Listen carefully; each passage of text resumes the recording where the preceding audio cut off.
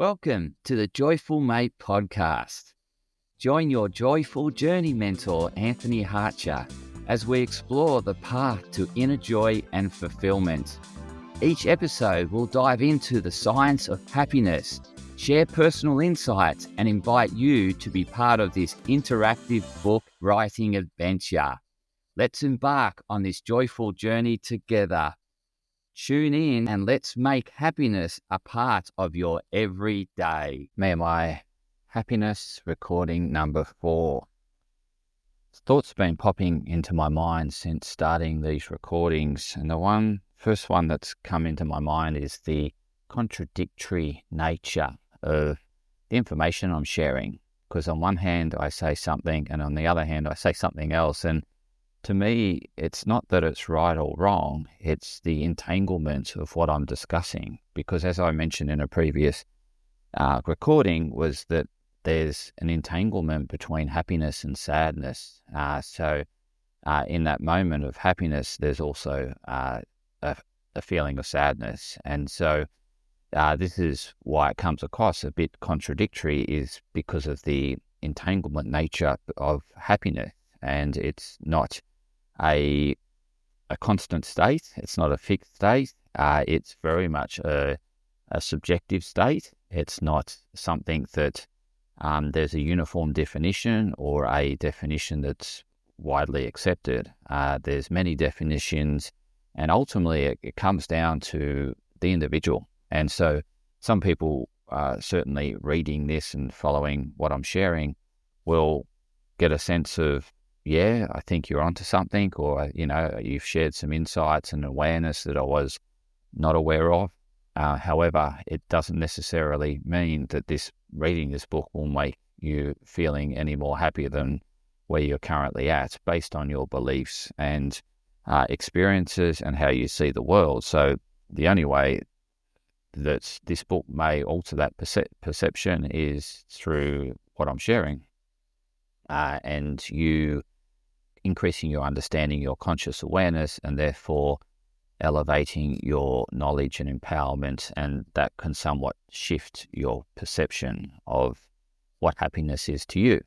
And that may help, it may hinder. So the other one I wanted to share some insight is the anticipatory nature of, I guess, these neurotransmitters associated with happiness, such as the reward neurotransmitter, dopamine. So the anticipation of the reward, it rises much higher beforehand than what it does on the receiving of the reward. So the rise in dopamine is the highest in the anticipation. And so therefore, I mentioned before in an earlier recording that, if you focus on the gap and the size of the gap, then that can become quite distressing and result in unhappiness. But at the same time, this is the contradictory nature, is that size of the gap can often increase that anticipatory reward mechanism. So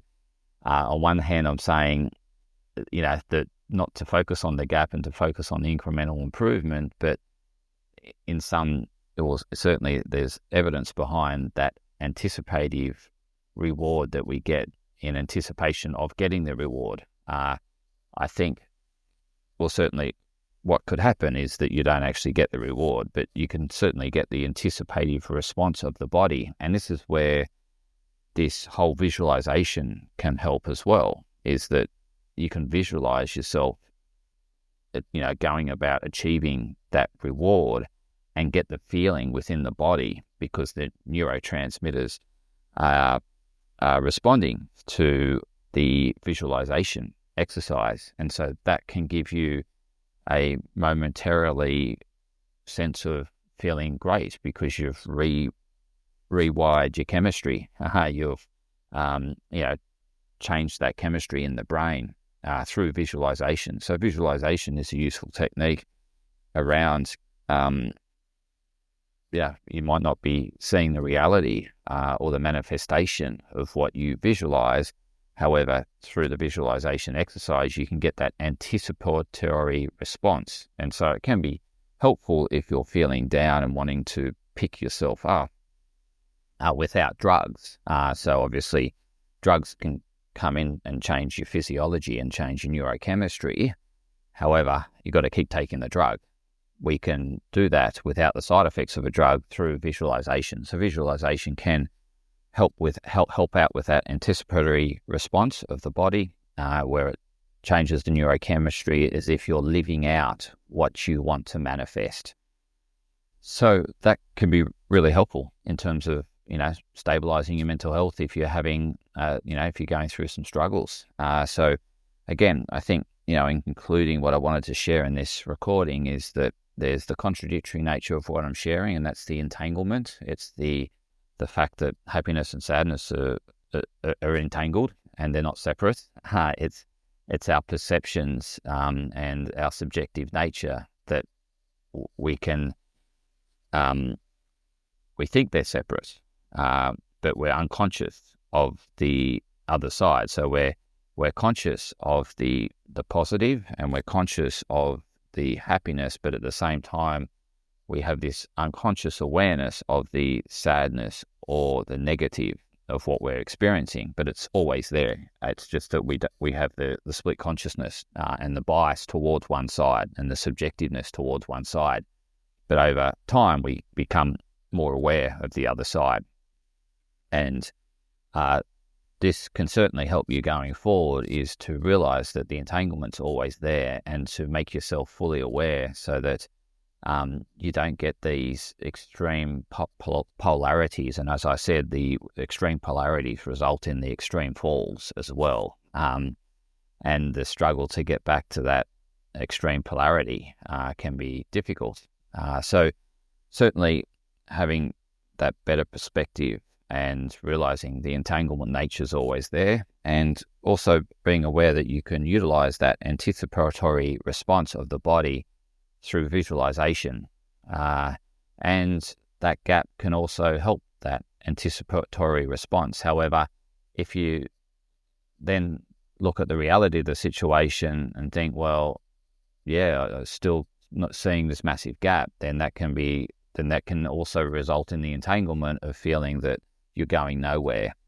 So again, there's that contradictory nature, but as I said, it's this journey that you need to go on and try these different things that I'm recommending in order to in